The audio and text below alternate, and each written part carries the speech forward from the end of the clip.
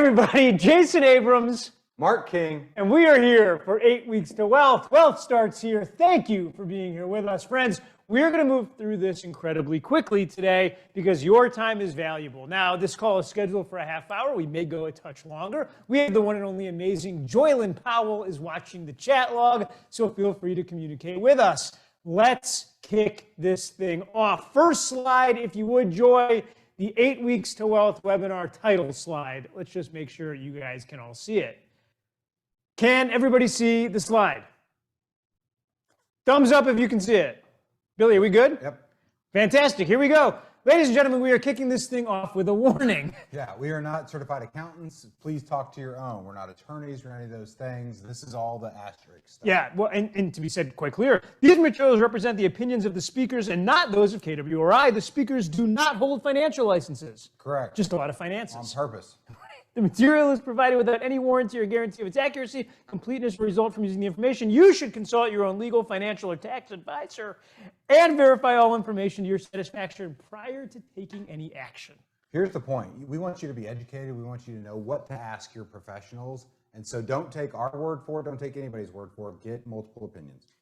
And here we go. Ladies and gentlemen, the wealthy have rules and hacks that they follow in order to obtain and grow their wealth. Marc, you deserve to be wealthy, and you can be wealthy. In a weird way, in our society, we have made it a badge of honor to say, I don't deserve that, it's for other people. But we're gonna start with that analogy of the airplane, oxygen mask, it comes down. Wealth works the same way. You gotta take care of yourself first so that you can take care of the people around you. Today, guys, what you're going to learn in this presentation, it's quite simple, and I believe in telling everybody what they're in for prior to the turbulence beginning. We're going to understand the flow of money that serves the wealthy. Make no mistake about it. There is a path of money and a flow of money, and we're going to hit both. We also are going to talk about how to utilize your real estate business to create the kind of deal flow to build your passive income. Here's the truth. If you want to start investing in things, you need to have those things show up more often. If you don't, you end up with a junk drawer of stuff and none of it matches. Number three, we are going to give you at least 5 different ways that you may be able to save up to $50,000 plus in taxes. Again, we're not going to tell you how to do your taxes, but we're going to give you the ideas. We're going to give you the exact questions to ask your accountant about. Marc? Yeah, here's the overlying premise of this entire conversation is you all on this call and everybody that we talk to will earn enough money in your lifetime to be wealthy, yet only 3% of you will, and usually only 1% comfortably. So we want you to be part of that 1%. This is not an income problem. This is an understanding the path of money problem. 100%. So before we get into it, who are we? Ladies and gentlemen, we are not joined by the third musketeer today. That is Brett Tanner.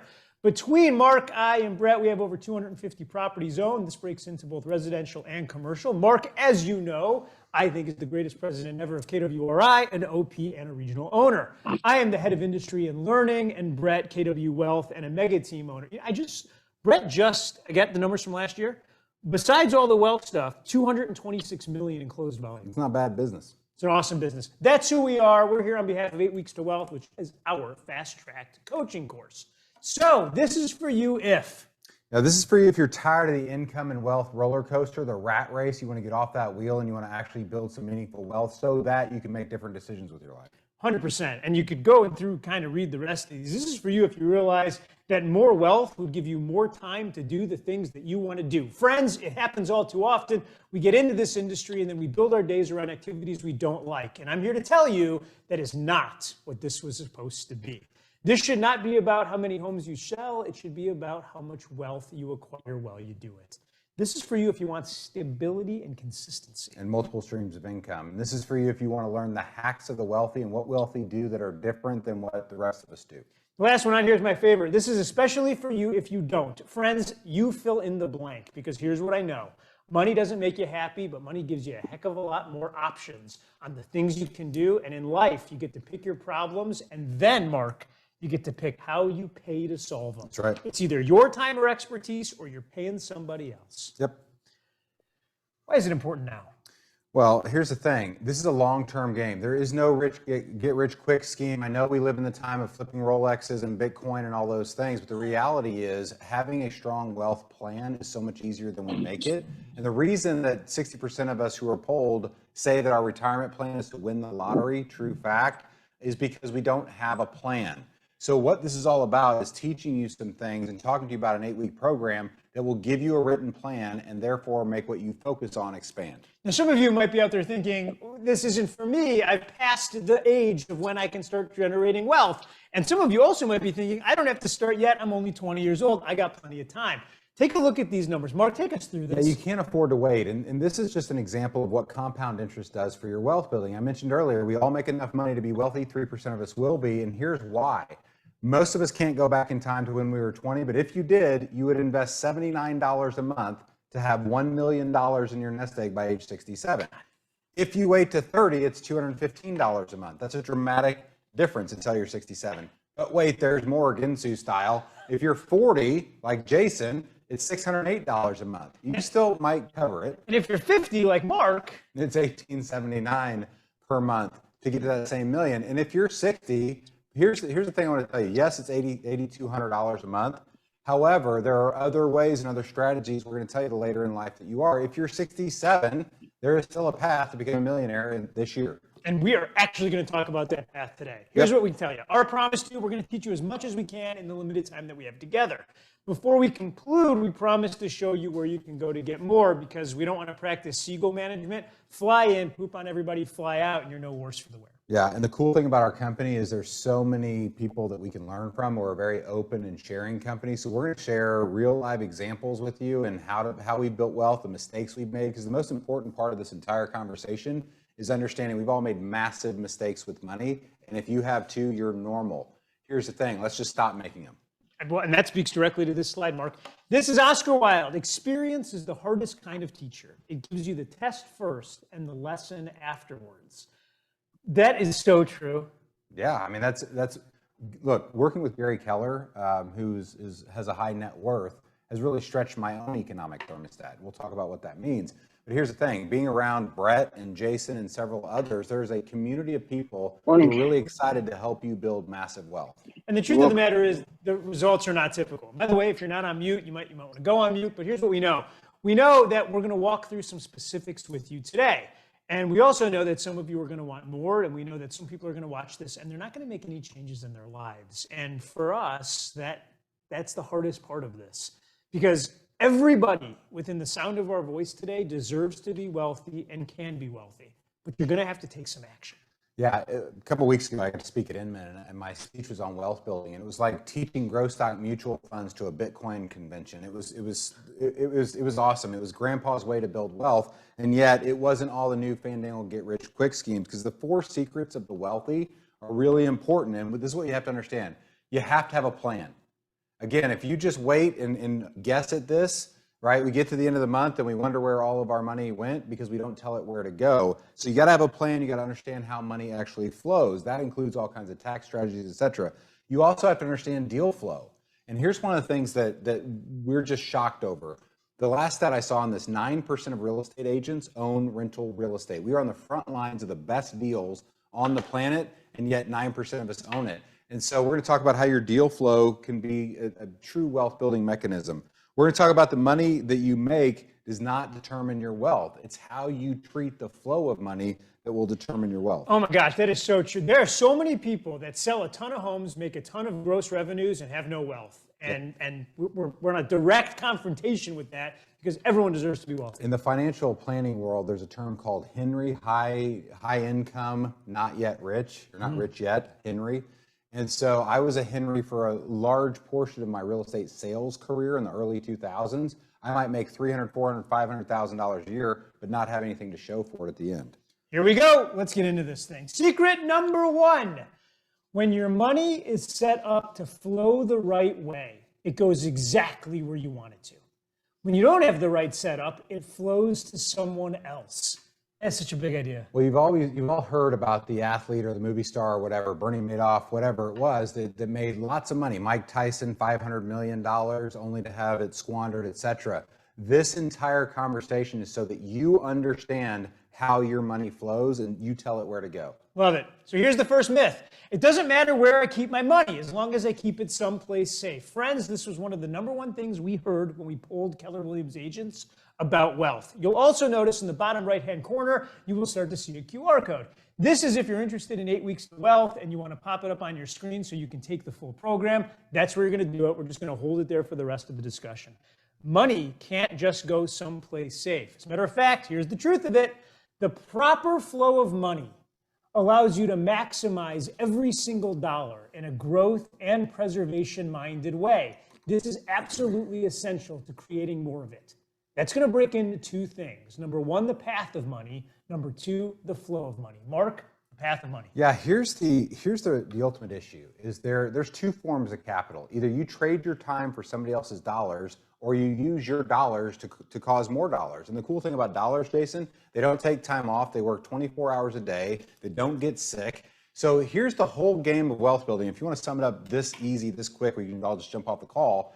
When you get to the point where your assets are making more free cash flow to fund the life that you choose to live than your time does, you have become wealthy. My definition of wealth is I can do what I want, when I want, with whom I want, and I don't have to worry about trading my time for money anymore. So as you walk through this path of money, two kinds of capital: human capital and your capital assets. So in this scenario, you're either trading your time for money. On the left side, you work for money, or your money works for you. That all leads to some amount of cash flow. And we could talk to you about banking systems to reduce friction or cause friction, whatever you need to do to make this easier for you. But this is the sum total one-pager to understand the flow of money in a very short presentation. Yeah, think of this as the Planko board of life. The money comes in at the top, and then we have to do something with it. You can only do four things. There's only four things to do. You can spend it, which we are all really good at as Americans, right? Credit card debt, mortgage debt, car debt, all those debts are at the highest they've been. Student loan debt. You can spend it. You can hold it, which the challenge with that, if you've been experiencing inflation like the rest of us, is holding it actually loses money for you. You can invest it, and that game is to make more than you actually lose. And the other one is you can donate it, which I believe you should do all four of these, by the way. And so fierce. If you invest it, though, then everyone starts to get all wonky-do and confused, and they say, but there's so many things. Y'all, there's really not. You're only doing one of two things. You're either lending it or you're owning it. Yeah, so the two basic options, and you can be passive or active when you do this, but you can lend money, which means you can put it into a money market CD. You're lending it to the bank so that they can go lend on your money, 90% of it. You can put it in CDs, which, by the way, my savings account pays 5% interest. I never thought I would say those words again in my life. You can put it in bonds, T-bills. The bond market's taken a little bit of a hit recently, but you can put your money into what we would quote unquote say is safe, which is a relative word, or you can own stuff with it. You can own businesses with it in the form of stocks. You can own real estate investment trusts, which is a REIT.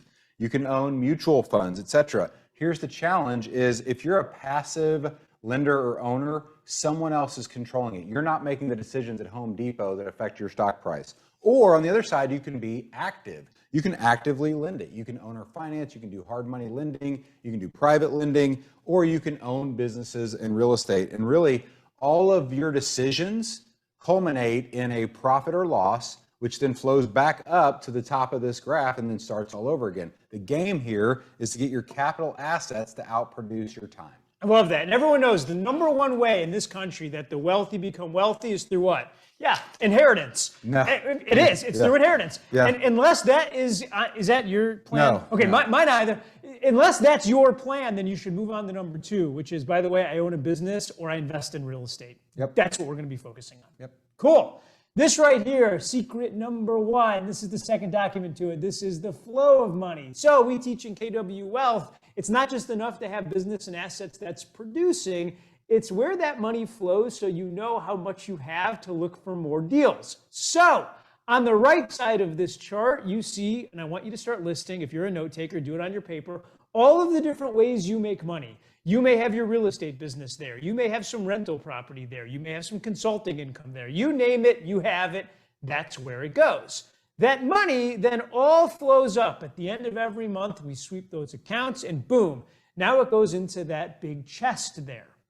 Now, your investment account, that big chest, is comprised of a few things. Number one, your war chest. This is important during shifting markets. Your war chest is, I'm going to need to live. Yep. Got to spend some money on this stuff. In this example, it's about a burn rate of $15,000 a month to fund this person's lifestyle. This person looked up and said, 6 months is the amount of money that feels right for me. The ratio between investing and consumption is the important piece of this document. And so understanding you have to have a personal budget, which nobody likes. I changed it to spending plan because it sounds more fun and positive than being restricted by a budget. But I get to go spend, in this case, $15,000 a month to pay my bills, to live, to have the life I choose to have. But the biggest mistake we make as investors in building our wealth is we don't think about the money we need to stockpile to find the next deal. So we end up borrowing money we don't have. We end up not being able to take advantage of some of those properties. 100%. And some of us look up and say, well, I don't even know how much I have to invest. So now you end up with your savings account, which is I'm going to put some money away for a rainy day. You can see that's designated by that dotted line. So in this example, this individual needed to get to $250,000 before they felt comfortable. That number might be a lot less for you, might be more for you. The point is, every month it fills. Now you know anything above that dotted line, that's your signal that you have to look for deals. And as soon as you have to look for deals, you know you're doing something right. Said differently, what you'd have is you'd have an emergency fund so that if you went through a rough patch, and we all will, every 10 years you go through some financial setback, and it could be something really small based on your wealth, it could be something really big. But at the end of the day, it's having an emergency fund for a rainy day, and it's understanding how you go find the deals and how you take advantage of them. We get really detailed on this idea in the course. Yep. And so now you have an idea of the path of money and now the flow of money. The next thing you're going to want to do, secret number 2, the only way to buy investments, because now we have the money to do it, is at a price and terms that fits your model. In order to do that, you got to have strong deal flow. The myth here is that a good deal, I'll buy it when a good deal comes along. I spend my time finding buyers and sellers, and so every now and then I'll bump into a good deal. That's not the way to think about this. The truth is, you need to work as hard to find investments deals as you do to find buyers and sellers. In that moment, you realize that you can do both at the same time. Here's your superpower as a real estate agent. You understand 91% of us don't invest in real estate. That is the number one thing we miss as real estate agents, is other agents referring us amazing deals. So the way that we think about this, investments can only be made when you have the option to invest in things. This is why so many people end up passively buying in the stock market, because you don't have to do any searching. It's just right there. But that's kind of like if you own a car dealership, buying off the lot and paying full price. Or if you're a realtor paying off the MLS and paying full price, you wouldn't do it. This means you need to have deal flow. So the first thing you have to figure out is, what type of deals do I want to invest in? The way that we broke this down is the way that we think about it, which is number 1, and very few people consider this, is the decibel level. The decibel level means how loud is this investment class going to be. So I'll give you an example. If you own a real estate team and someone is in your office at least 3 times a week crying, that's loud. I would say that's a 10. On the other side of it, if you own commercial real estate at a triple net lease where the tenant is maintaining the building, that's really quiet. You might never hear about it until they move out. Then we have potential profit. And this is on a scale of 1 to 10. Look, some deals and some asset classes are going to allow you to make more profit and some less. Some are going to be more steady. The point is, you need to know where you fall. Mark, I like a 3 in decimal. I like quiet businesses that make a 5 in profit. Yeah, the adult version of this content is I use the BS meter, and it's bologna sandwich. And basically, I want the most amount of money with the least amount of BS. And those are the deals that I look for. And you call it decibel in profit, but it's the same concept. Love that. The last thing you're going to think about is the asset class, which is, do I want to, and in this case, it's residential or commercial. A lot of that will be driven by the deal flow and the type of stuff that you have access to. Yep. So once you know what you want to invest in, you need to lead generate for it. Mark, the easiest way for a real estate agent to lead generate is to lead generate for the type of properties they want to buy. And in the worst case scenario, sell the home. In the MREI, what we teach is to have a strong criteria. The challenge is most of us walk into a deal or a buyer or seller thinking, how can we earn a commission to trade service for? Again, we're trading our time for dollars. Instead, I'd like you to think, on every listing appointment, is this a property I would be interested in buying? And again, there's a morality clause to this. As an agent, the number one thing I said at every listing appointment is, if we came to an agreement today where I might be the buyer, would you be interested in selling? Because I'm looking to invest first, sell second.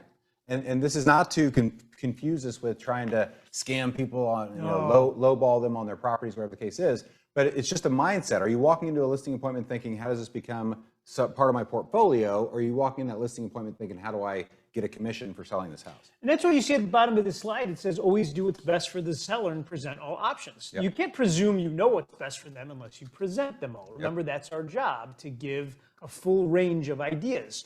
So here's the thing. Brett Tanner sold $227 million in volume last year. And I said to him, I said, Brett, how much do you spend on lead generation for your team? And he said, 0. And I said, how do you do that? And he said, oh, it's really easy. I spend about $50,000 a month lead generating for the type of residential real estate that I want to buy. Then we go out and I make an offer on that property. And if they say no, they don't like it, the worst case scenario is we just list it and help them sell it to somebody else. And my head exploded all over his desk. And that's exactly how we came up with this. It isn't listing and selling. It's about controlling real estate. And that's what you just said. Yep. Perfect. So here we go. Secret number 3, pay less in taxes. Mark, how do you think about taxes? Number one, I think it's so misunderstood. And so we have this society, again, where the rich get richer and poor get poorer. Here's the thing.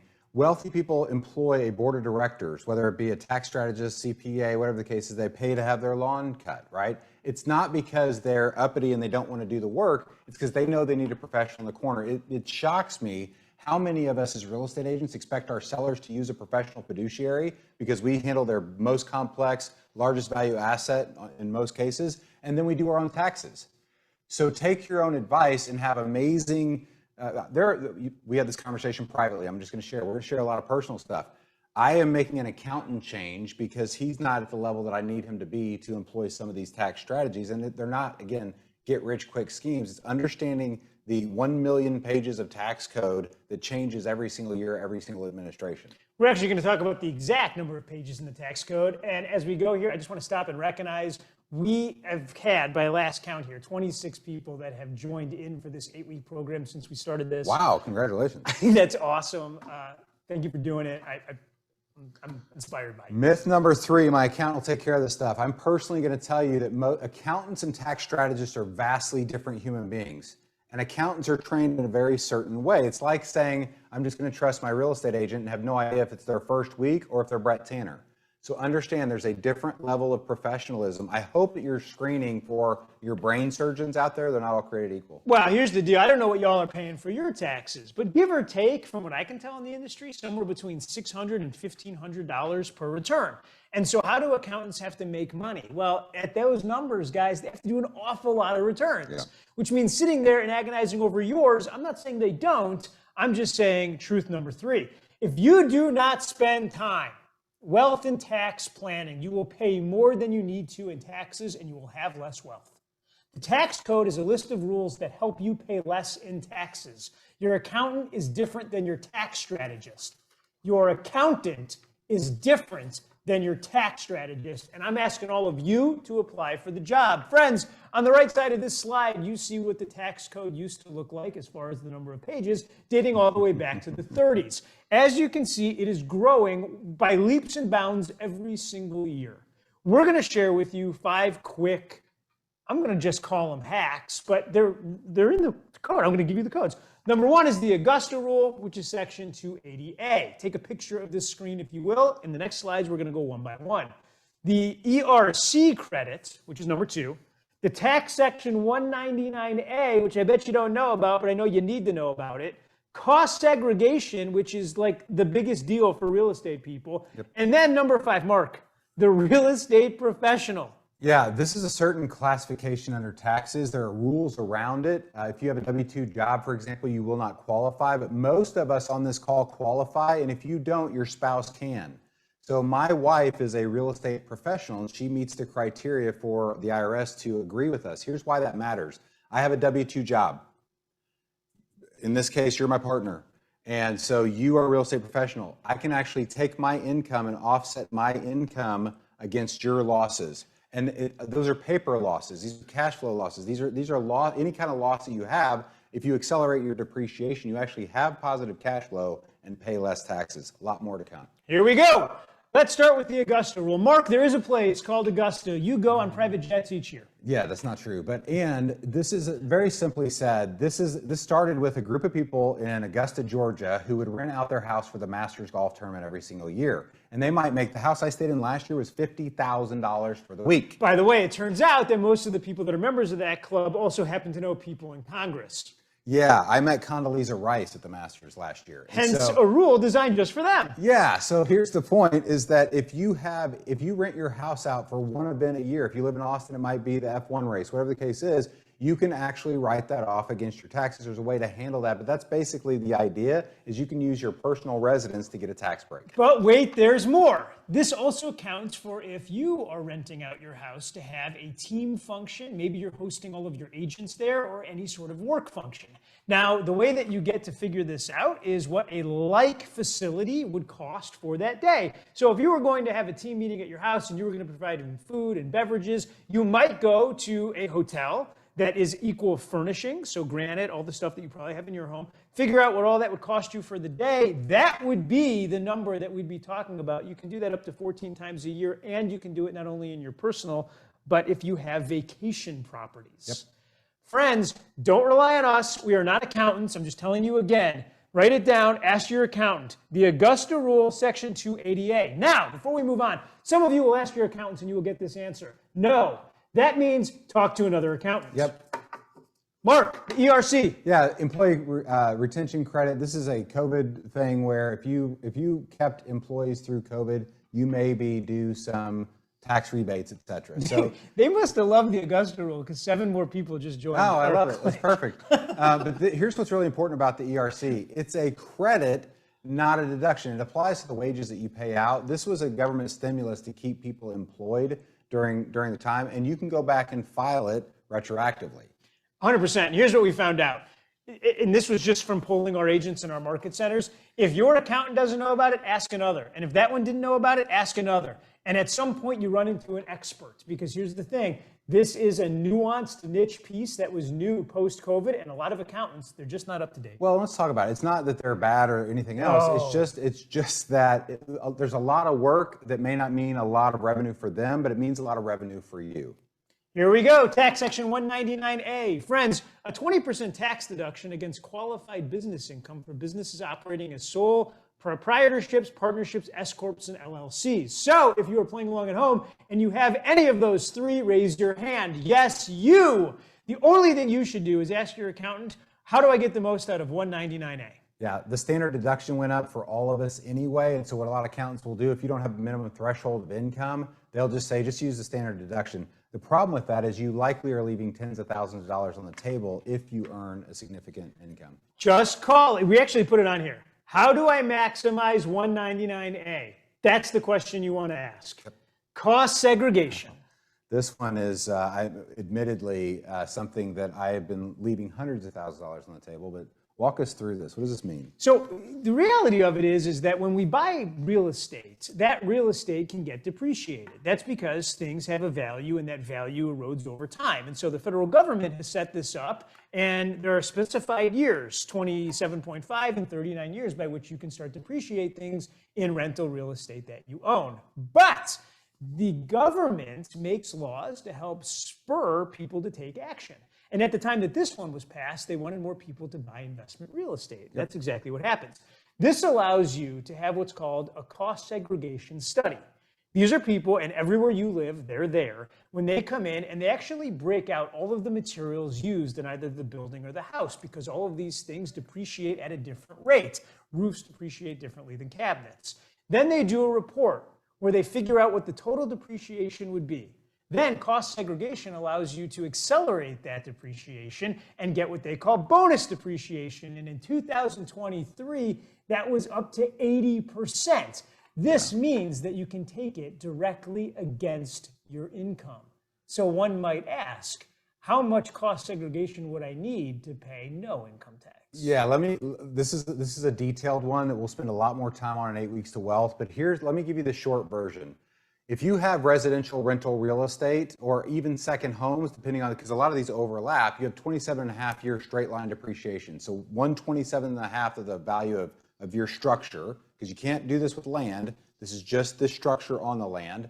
And so there's a lot of nuances here. However, in 2022, you could write off 100% of that year. 23 is 80%, 24 is 60%, et cetera. I believe, based on what I'm seeing in the government, they'll go back to 100% sometime soon based on what the economy is doing. But who knows whether they do or not, Yeah. and you can't afford to not know about it. Now, keep in mind, if you're planning on selling the property in a short period of time, this might not be for you because you're going to have recapture on what you depreciated.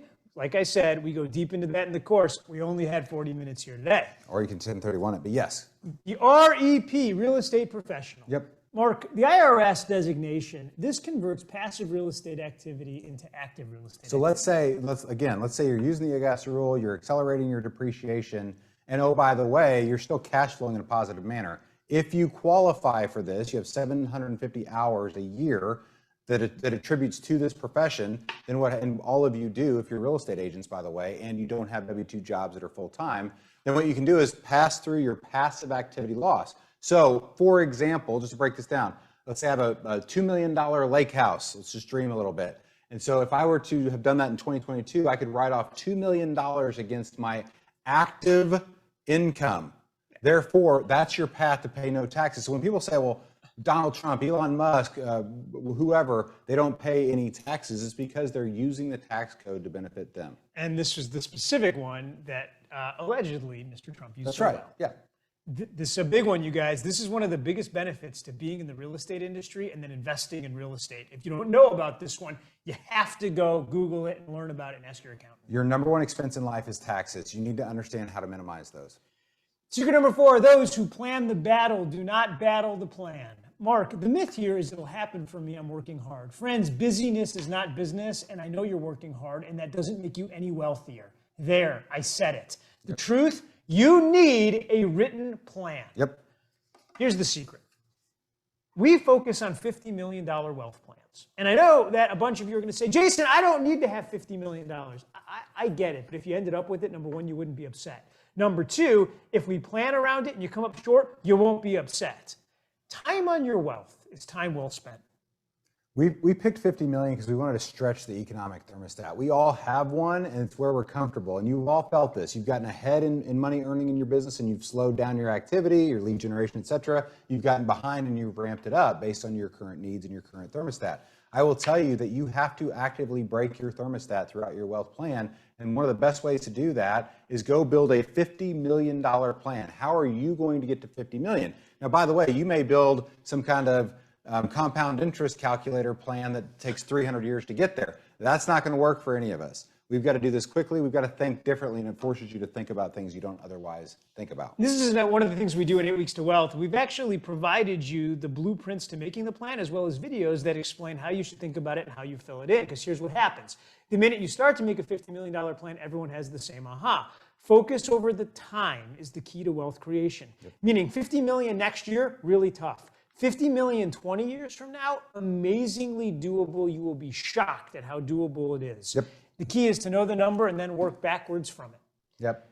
So here's some questions we have for you. They're yes and no questions. So play along at home. Play along at home. So the first one is, I have a board of directors of a very high level accountant, tax strategist, tax attorney, financial advisor, insurance specialist, and a real estate investment advisor. What? We need those? We're agents. Yes.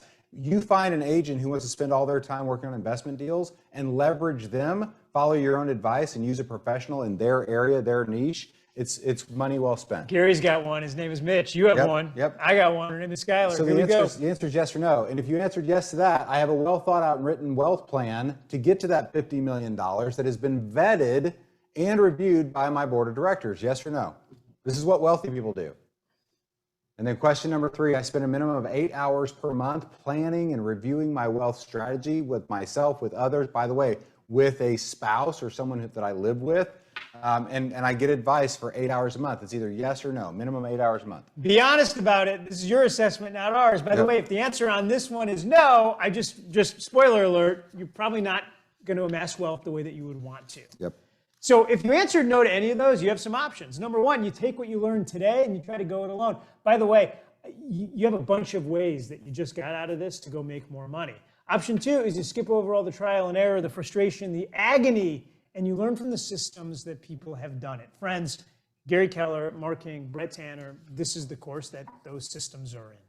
Nothing is better than help from a living, breathing expert. This is why, since you got that golf coach. Yeah. Well, we all know we're real estate agents, right? There's a reason people shouldn't FSBO. 100%. Friends, it's an 8-week course. It's 1 hour a week. It starts with a wealth glossary. We all have to be talking about it. You're going to get the beginning and the end wealth assessment. This is one of the deepest assessments I ever seen. It breaks everything you need down by person, meaning you'll know the exact questions to answer your insurance people. I promise you, these have questions on it that you've never thought to ask. You won't believe how exposed you might be. Then you will come out with a written wealth plan. It is $395. We are going to put our heart and soul into it. That's the QR code. Marc? I'm just really excited to go on this journey with you if you choose to go. If you want to give it as a gift, I think it's a great gift. I promise you that the lessons we're going to teach are worth millions of dollars to the average earning American right now. And if you're in Canada watching, you can play too. A lot of similarities. We are specifically talking about American tax code, but there's an equivalent in other countries. And so $395 is, we got the price as low as we possibly could to get as many people through this as possible. We're also not limiting this just to KW people, meaning if you have people in your data bank that you're serious about, think about this for a second. How many people from your data bank would you have to drive to learn these things that would come out of it and want to buy investment real estate? And the natural person to buy them from would be you, because you're the one that introduced them to it. That was our plan. Friends, we promise you're going to have a phenomenal experience. And just to recap, we are not tax accountants. Nope. We are not lawyers. Nope. We are not financial advisors. Nope. What we are is a group of people that have had some luck and a lot of history in building wealth, and we want to share all of it with you. Thanks for being here, everybody. Have a great day.